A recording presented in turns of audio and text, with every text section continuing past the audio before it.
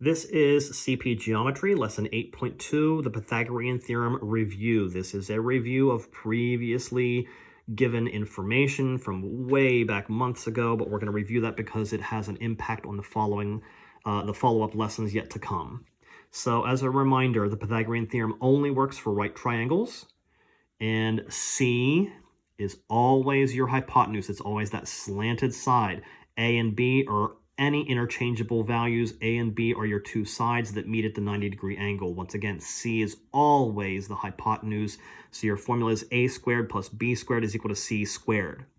So for number one, we're just going to jump right into the examples.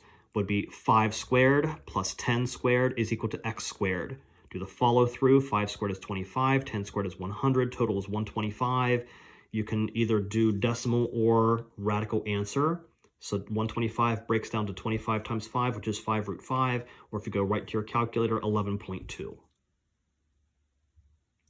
Moving on to example 2, 8 squared plus x squared equals 12 squared.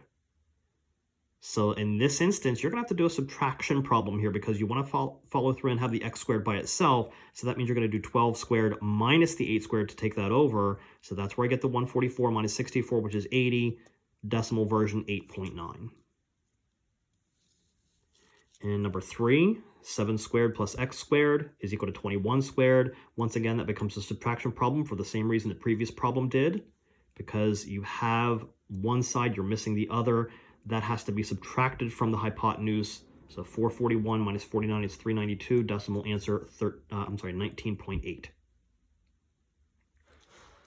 Moving on to example 4. This is a little convoluted, but let me explain where all these numbers are coming from. If this is 9, this has to be 9. If the entire thing here is 15, and that much is 9, that means you have 6 left over. If you have 6 left over, and notice you have 5s here, they're matching, that means these have to be matching. So if the whole thing is 6, these are each 3. So 3 here, 9 here. So your concern is only about one of these triangles. Pythagorean theorem would of course then give you x squared plus 3 squared equals 5 squared. Once again, in previous examples, we had to subtract to take that to the other side. So 25 minus 9 is 16. Square root of 16 is 4.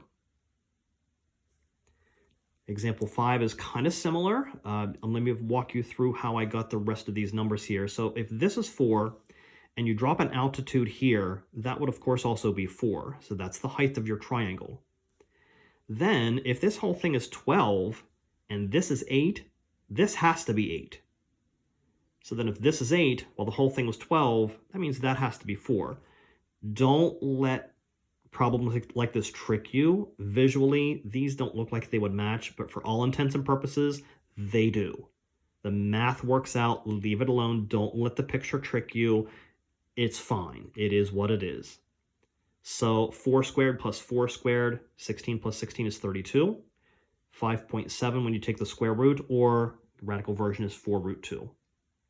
So that is your Pythagorean theorem review.